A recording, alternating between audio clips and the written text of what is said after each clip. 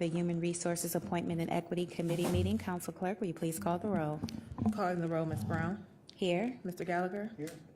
Mr. Jones. Here. Mr. Miller. Here. Ms. Conwell. Here. We have a quorum. Excellent. All right, do we have any public comment?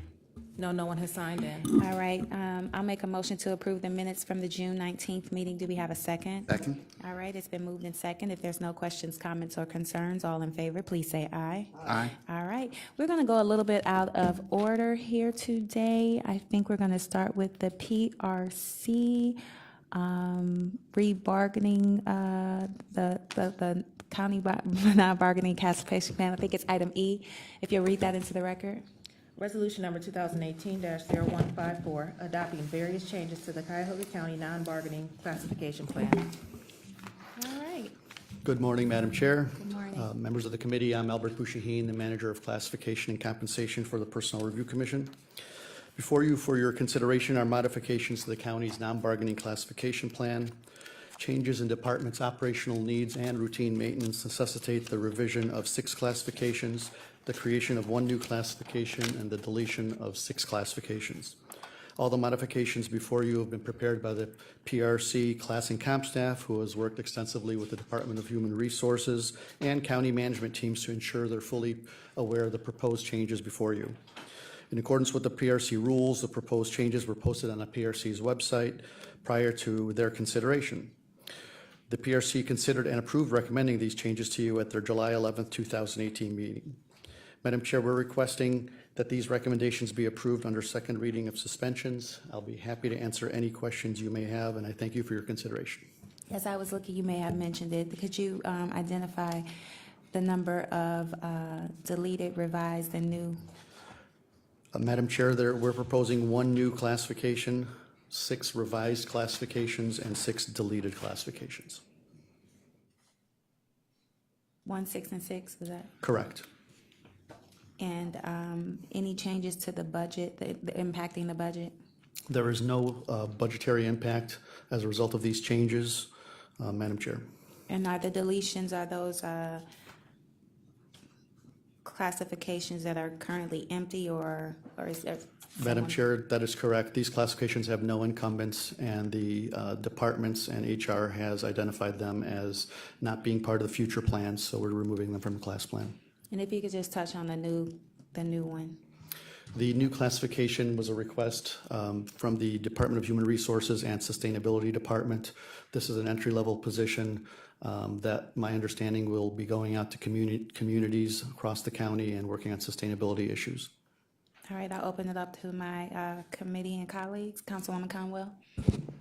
Chair, to Mr. Bouchahine, how many of the deleted classifications, how many staff employees were in those 6 deleted classifications? Madam Chair, Councilwoman Conwell, there are no incumbents in any of these classifications. How long has that been? They vary. For example, the recruitment and retention manager was a position I had in HR approximately 4 or 5 years ago. The HR specialist, there hasn't been any incumbents in that for several years. The others, I don't have specific numbers, but I can get those for you. I'll email you to see when they were last filled, but I can tell you at this point there are no incumbents.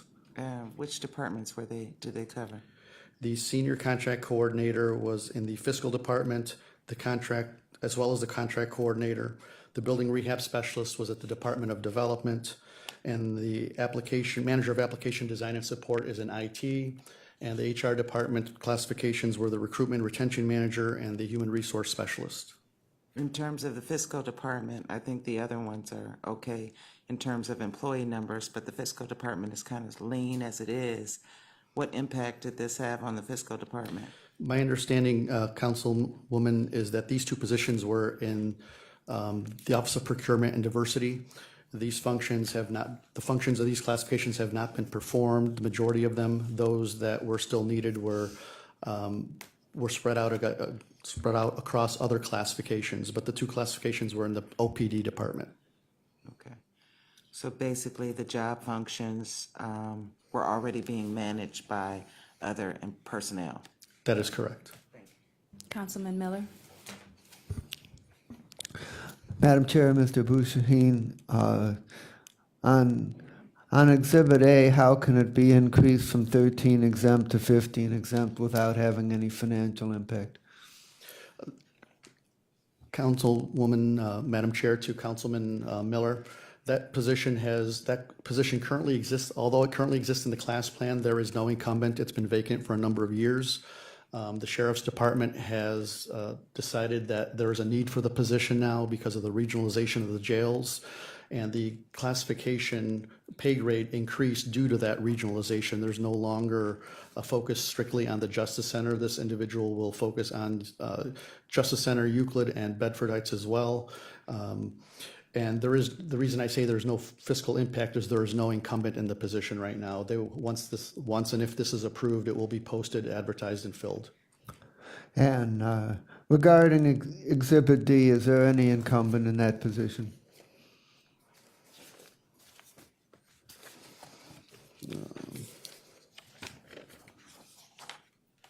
I'm sorry, is that the building rehab specialist? Councilman? No, Data System Security Coordinator. Councilman, there is one incumbent in that classification. That incumbent currently makes $53,372 and falls within the new pay range it's going to be assigned, which is 6B. Okay. And so it goes from the regular A system into the B system because it's IT related. That is correct, Councilman. And what's the total number of classifications that we have in the system? Approximately 400. And of those 400, how many have been reviewed within the past 3 years?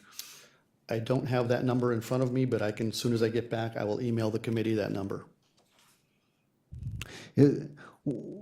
What's your planned schedule? How often would you want to review all the classifications?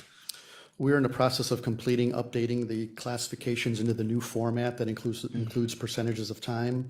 That should be complete by the end of this year. Going forward, next year, we plan to do routine maintenance on approximately a 4-year cycle, so approximately 100 classifications a year. That doesn't include the requests that we'll be getting from various departments as well to either create or revise. Okay, thank you.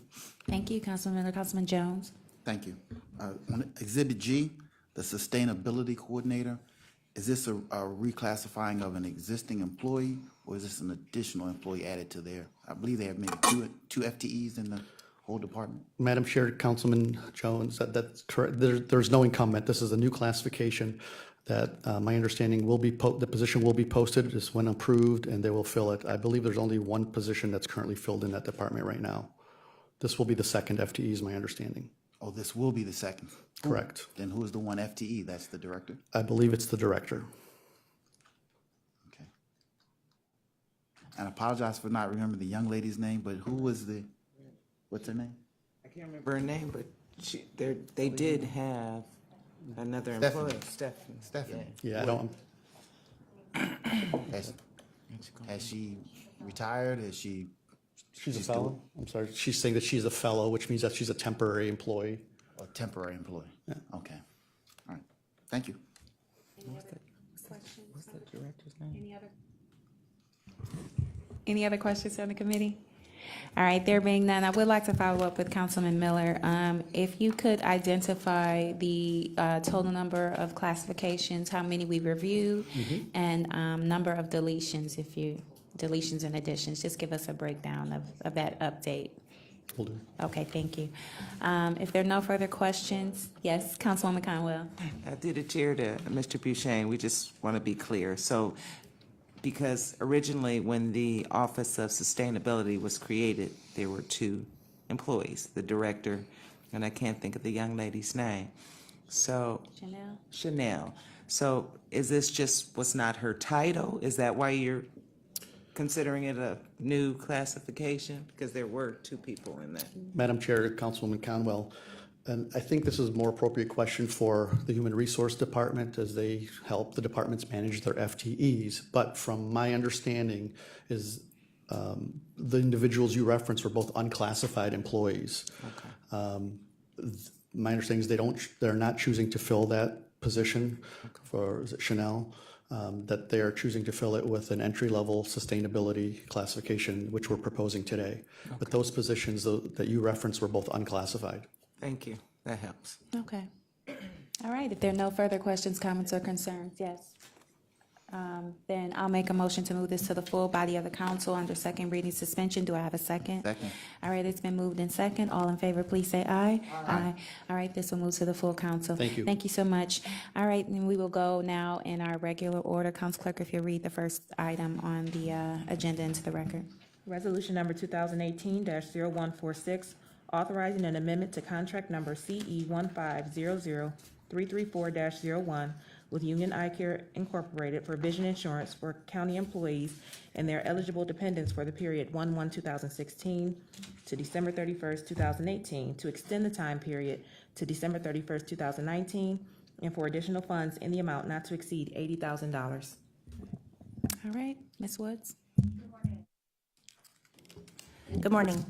I am Holly Woods. I'm the Director of HR for Benefits and Compensation. So, Madam Chair, to the committee, I have 4 contracts coming for you today for amendment. Union Eye Care, VSP, Guardian Dental, and Guardian Life Insurance. As you are probably aware, we're implementing a new ERP system, Infor, and as we looked at benefits and the priorities for the year with implementing the new system, the number one goal was to go live with Infor for open enrollment. As I've been before you multiple times just talking about the state of benefits, we've done a lot over the last few years to audit our benefits, clean up the benefits from active open enrollment to dependent audits. And we have a common issue year after year, and that's system limitations with our current system. We can do audits and work on our plans, but we have an outdated system that hasn't been updated, so we're only as good as the systems that we have. So as we looked at limitations to open enrollment and what would prevent us from going live with open enrollment, one of the number one factors is changing vendors right when we're getting ready to perform testing and set up plans in our new system. And that's right where we're at right now with the benefits module, is we have set up the plans in the system and we're starting on testing, the first stage of our testing, so that we can be on time and ready for open enrollment. So with that, the barrier would be changing providers midstream would not allow us the time to set up these plans and do as much testing as we would need to go live with open enrollment in October, in addition to potentially communicating any plan changes if we were suggesting going with new carriers as a result of that RFP process. So that's why we're here today requesting one-year amendments for these providers. So I'll start with the Union Eye Care. We have approximately 1,800 employees enrolled in Union Eye Care currently, and by approaching Union Eye Care, they did agree to amend their contract for 1 year for 2019 with no increase in the rate, so it would be a flat renewal. All right, I'll open it up to the committee. Do you have any questions, comments, or concern regarding this contract? Councilman Miller?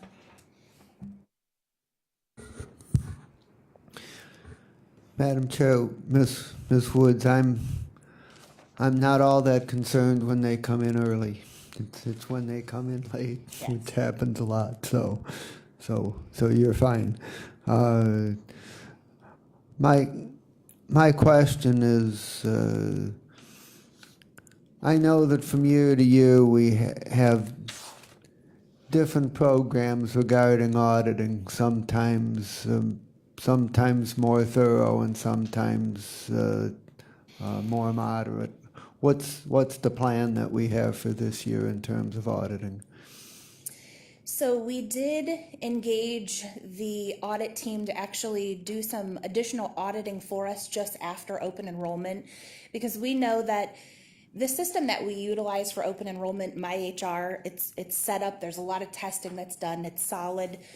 We can count on the information in MyHR. Where we have issues is taking the information from MyHR and uploading it to SAP.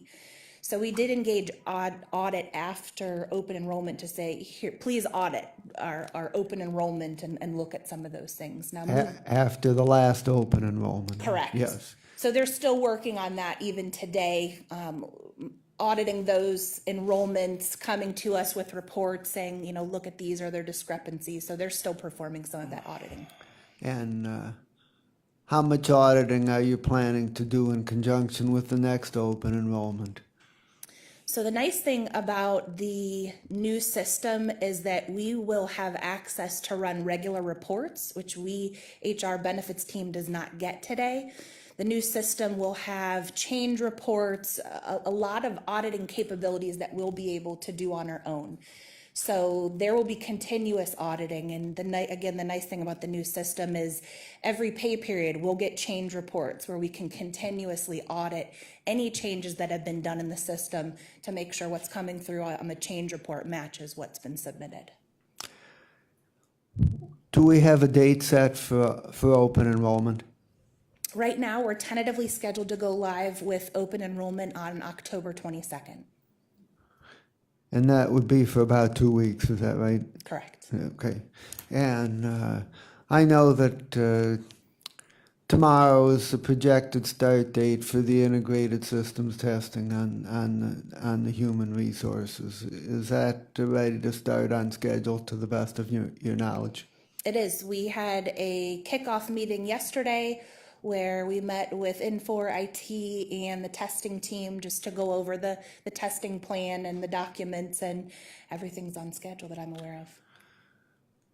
That's a big step forward for the ERP implementation if that in fact happens. Thank you. Councilman Gallagher. Actually, Mr. Miller took my questions, so we're going to be watching that and hopeful, and this really is the big step really for us, so good luck. Thank you. Councilman Jones, and then Councilwoman Now, Conwell. Councilman did not share. He took all of my questions as well. Well, I still have one. Through the chair to Director Woods. So when we implement the go live for October 22nd for open enrollment, that will be on the new system. What backup, because that's important information. Sure. So what backup will we have? Will we be implementing it in the old system format just to make sure everything, all the kinks, because I know there's going to be some reports, or do the preliminary testing will kind of give us that gauge that it'll work when it goes live? Sure. So there are multiple rounds of testing in the new system. So right now is the IST, integrated system testing, where we'll go in and just be able to ensure the plans are set up correctly. We'll be testing to make sure certain groups of employees, union employees, their rates are tied to what the union rates are. And then there's another round of testing after that where we're actually going in and just literally trying to break the system. And throughout that whole testing process, we'll also be testing file feeds. So the files that go to Medical Mutual or Metro Health or CVS with the enrollments.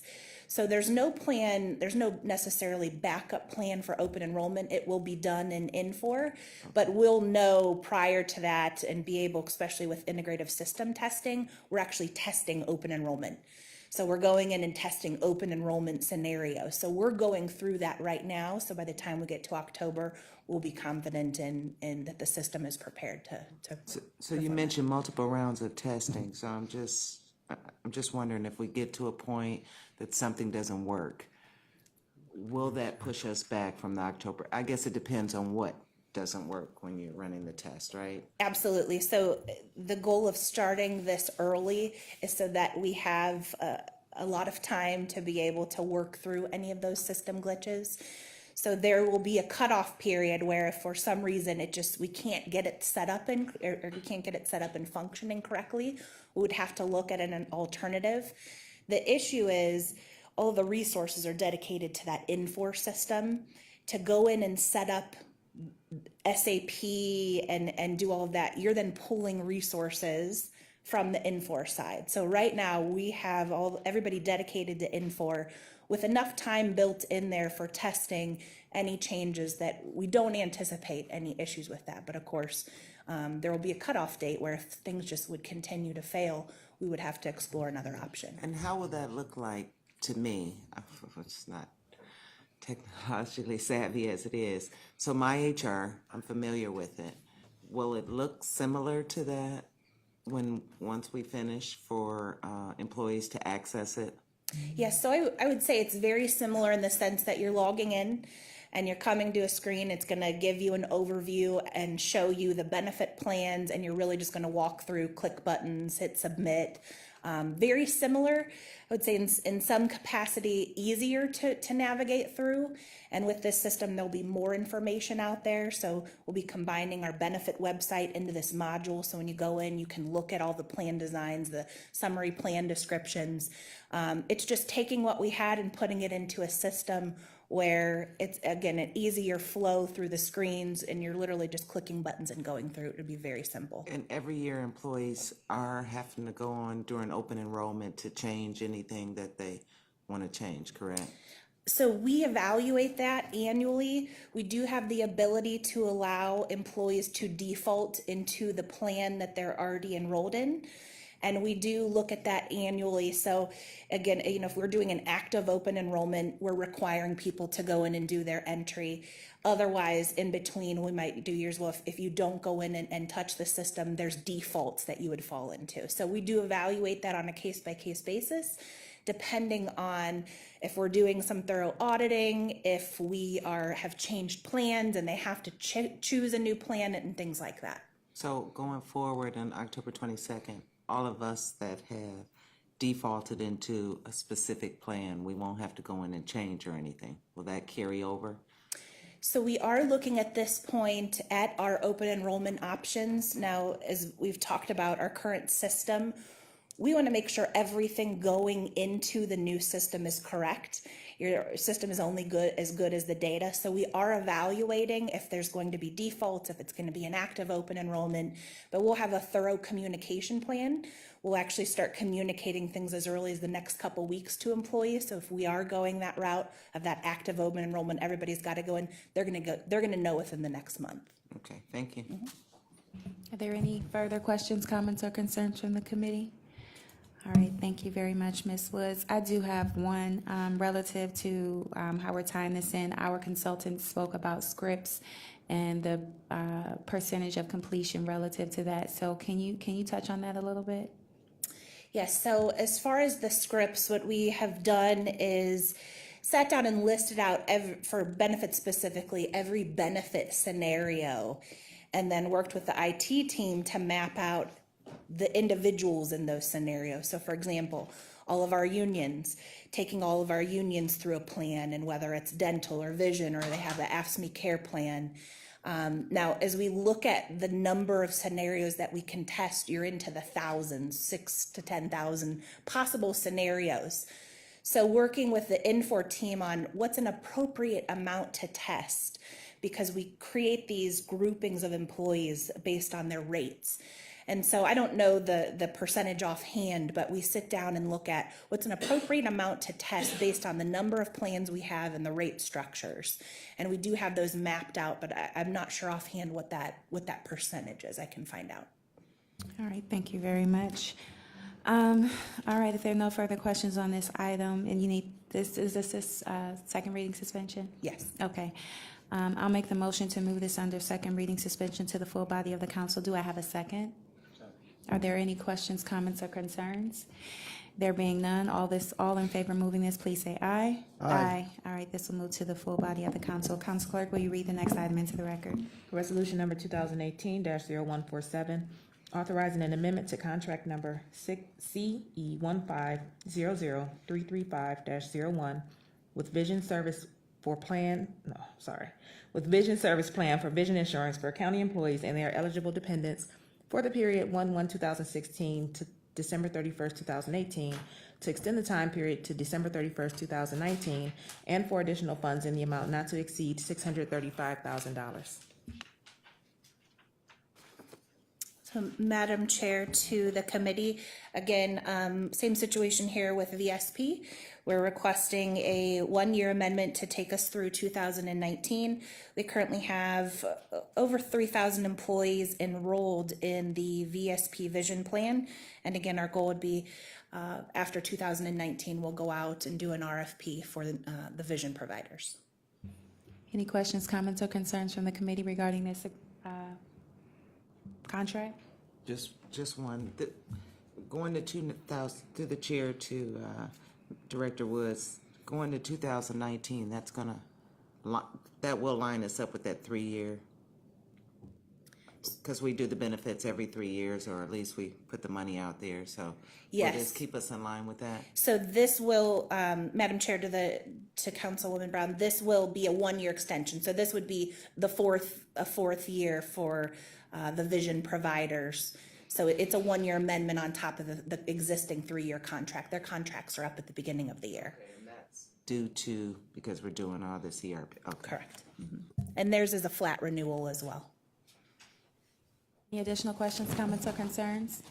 There being none, if we'll move this to the full body of the council under second reading suspension, do I have a second? Second? All right, it's been moved in second. If there are no questions, comments, or concerns, all in favor, please say aye. Aye. All right, thank you. Council Clerk, will you please read the next item into the record? Resolution number 2018-0148, authorizing an amendment to contract number CE 1500337-01 with the Guardian Life Insurance Company of America for dental insurance for county employees and their eligible dependents for the period 1/1/2016 to December 31st, 2018, to extend the time period to December 31st, 2019, and for additional funds in the amount not to exceed $3,100,000. Madam Chair, to the committee, again, this is the third of the 4 contracts that we're requesting a 1-year amendment. Again, this contract would have been up at the end of 2018, so we're requesting a 1-year amendment for 2019. And next year, we would go forward and do an RFP process for the dental provider. We're going to talk about life insurance next, but this contract does cover both Guardian Dental and Guardian Life Insurance. With our current utilization of the dental insurance, we are running a high year on claims and services. So working with our consultant, we are at a loss ratio of about 106 and 107%. Typical standard year would be, we should be at about 85%. So we have a lot of claims, a lot of dental claims, high expenses that were occurring. So with that, we are not at a flat renewal, unfortunately, but through negotiations with the dental provider, we started at a 30% increase and worked our way down to a 13% renewal. And that averages, to convert that to dollars, the total renewal would be about,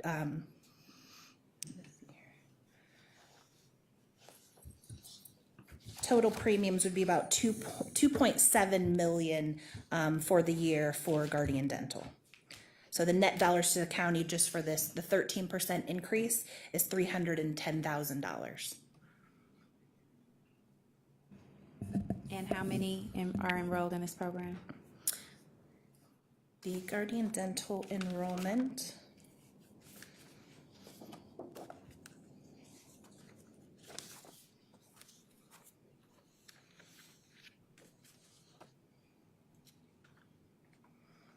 So our dental plan, it is the only dental plan with the exception of the AFSCME Care Plan has their own dental plan. And we currently have 4,725 individuals enrolled in the plan. Right. Are there any additional questions, comments, or concerns from the committee? Councilwoman Conwell. Through the chair to Director Hollywoods, the 13% increase, that was from the 2017 to 2018? So they're looking overall at our 3 years. This last year is when we had some really high claims. In addition, when we looked back, we experienced a significant decrease in the rates when we went out to RFP for them in 2015. So looking at the decrease we received and then overall, especially with this, just looking at this year, some high claims activity, that all of that compounds to put us together for an increase. I thought in 2016, there was actually lower claims. So I would think that since we had lower claims in 2016, that it would kind of balance itself out. So I'd say it's just like anything else, the price of insurance continues to rise. So even if the first year of that contract, we had a really good year, as the cost and inflation of healthcare goes up, when you have a bad year, especially more recently, those costs are more expensive than if it was a higher claim year 2 years ago. We were in the 3 years that we're kind of locked in certain rates.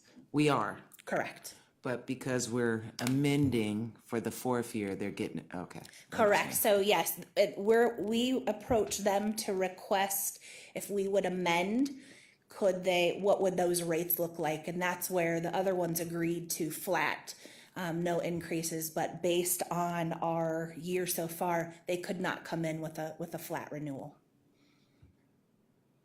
And just to reiterate, the initial amendment was requested by them was 30%. Will we negotiated it down to 13? Is that That's correct? correct. All right. Are there any other questions, comments, or concerns from the committee? All right, there being none, I'll move this item to the full body of the council under second reading suspension. Do I have a second? All right, it's been moved in second.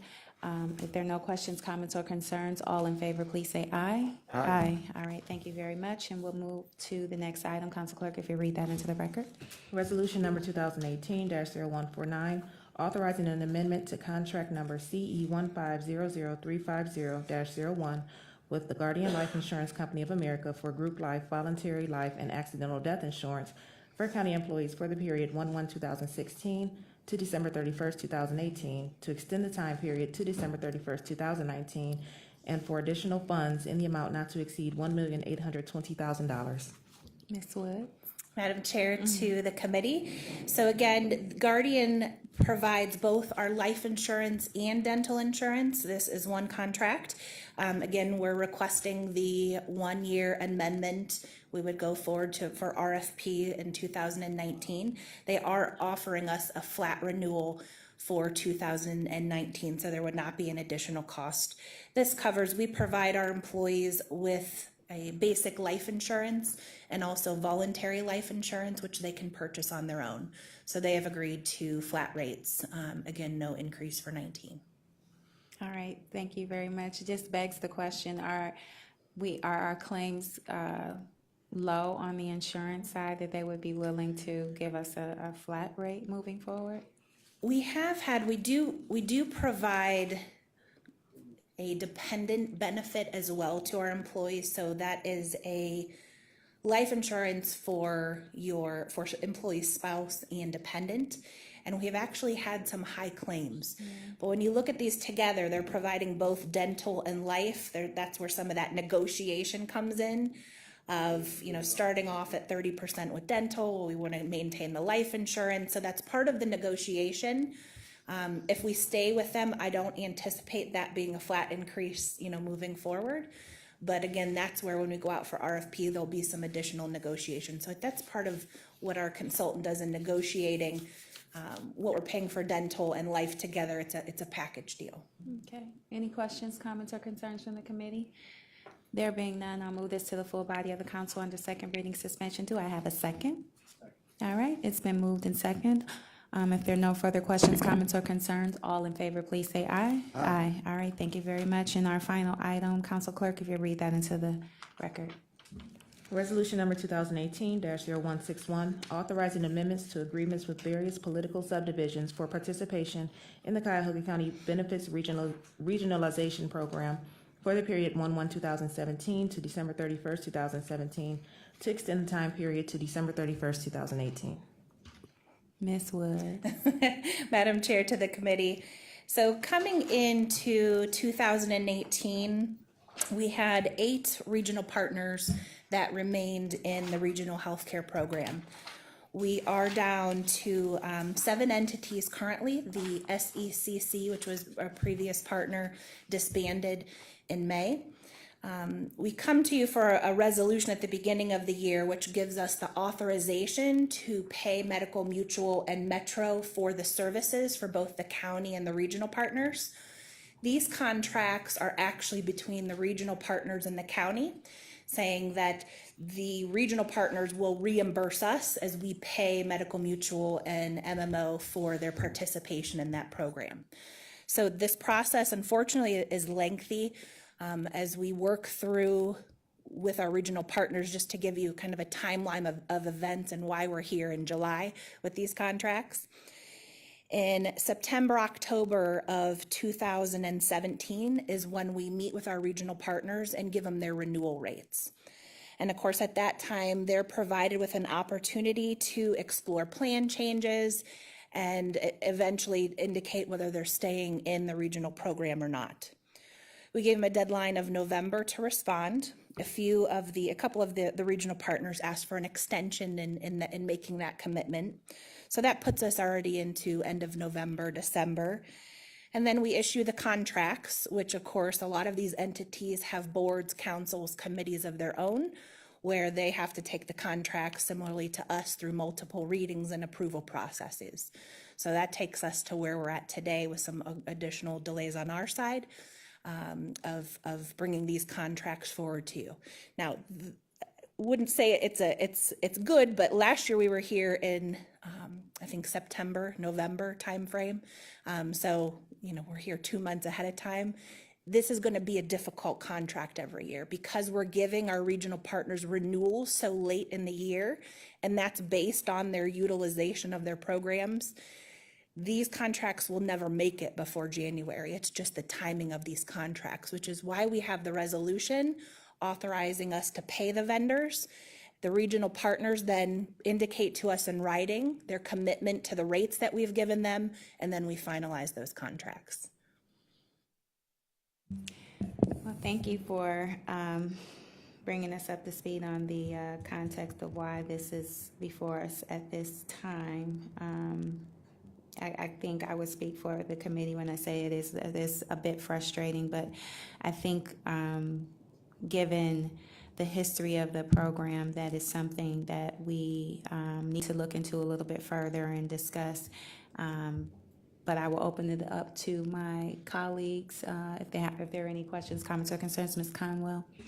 Through the chair to Director Woods, this has been an up and down program since it started, but it's a very good regional program.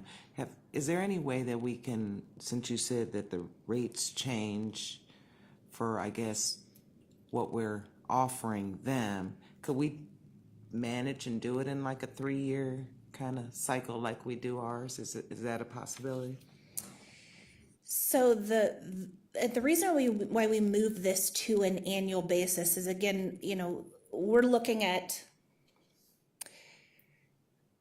part of the difference is in how the funding. So we're self-insured, they're fully insured through this program.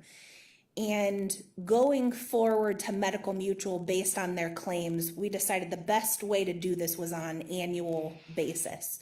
Because moving forward, we need, for the county's sake, to also evaluate the partners that are part of the program.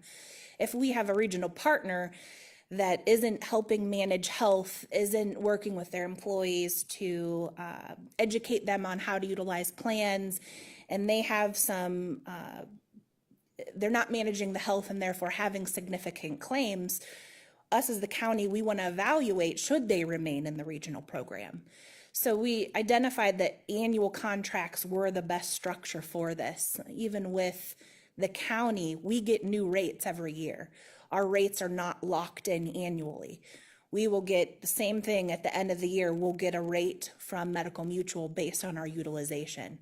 So you're not able to just set a 3-year contract and agree to a flat rate, to cover your premiums. I'm just wondering, because you stated that we want to manage, if they're conforming like us, but couldn't we have an option in the program, in the contract that says we would drop them as participants if they did not? And I think that would scare them enough to make sure that they managed properly. We could, but they would still be getting an annual renewal on their rates. So if we lock this into a 3-year contract, we would have to see if they would be interested in going into a 3-year contract, not knowing what their rate would be. And I would actually want to consult with our consultant on this I'm not sure if that's a term that Medical Mutual would agree to, or if there's any other limitations to that. So I can look into that further. Those are just the first things I think of offhand as some possible limitations, but I can definitely take it back and see. But don't we kind of do that for ourselves? Like, we have the 3-year contract with our healthcare benefits, so there could be a high claim year, like you said. Is it the offset because we're self-insured that we're able to do that? You know, I don't know why we wouldn't be able to offer it to the regional partners as well, because the more years you buy, isn't it cheaper? Should be cheaper insurance? Madam Chair, to Councilwoman Conwell, just entering into a 3-year agreement versus one doesn't automatically mean you're going to get a better rate. Again, it does, the calculations do take into account your claims for the year. Again, and I would have to ask, those are some of the things that our consultant works with the provider on, so I would have to consult with them to see if that's a reasonable alternative. What are some limitations, some advantages? I'm not aware offhand, but I'll definitely take it back to him. Yeah, I just want to finally say, you know, this is a good program. I think it's offset and helped the various cities throughout this. And I think it's up to us to really, we came up with the program. We should do all that we can to see, you know, if there are some benefits or something for them, some greater benefits. That's all I want to say. Thank you, Councilwoman Conwell. Councilman Miller? Madam Chair, Ms. Woods, are these 7 the only partners that we currently have? It is, and actually, yes, because we're down to 7 with SEC disbanding, so yes. So, who is it that disbanded?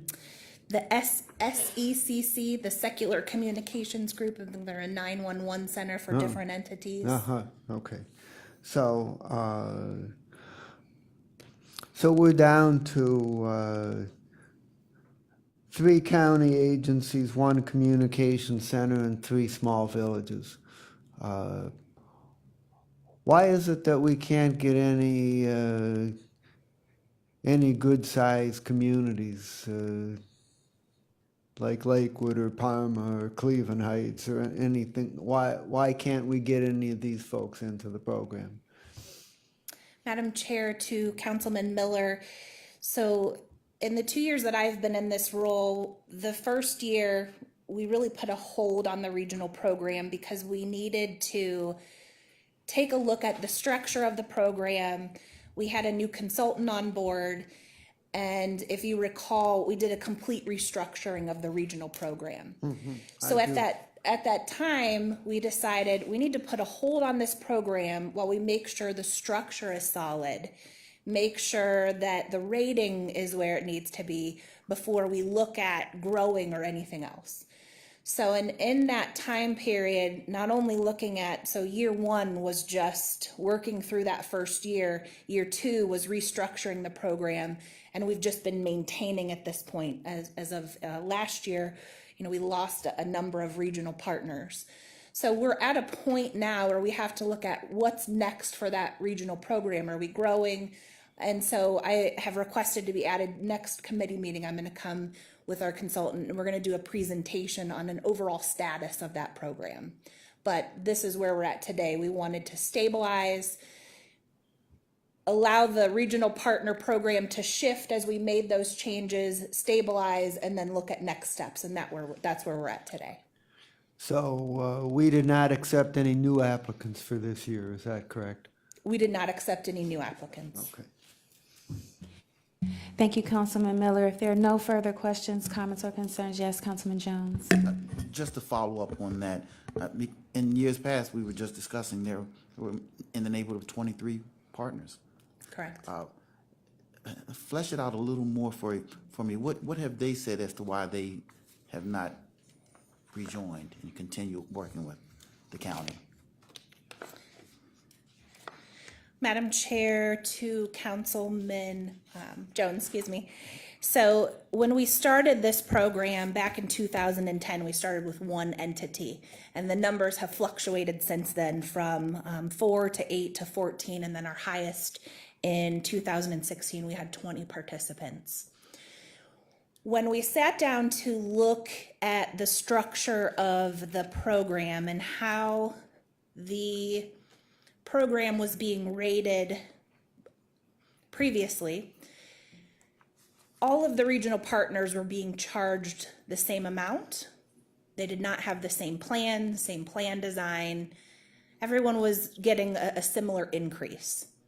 So what that means is if you're somebody like a Walton Hills or another entity that has very low claims cost, very healthy population, you're focusing on wellness, you're educating your population, you're getting the same rate premiums as another entity that may have high claims cost, unhealthy employees, and not dealing with wellness.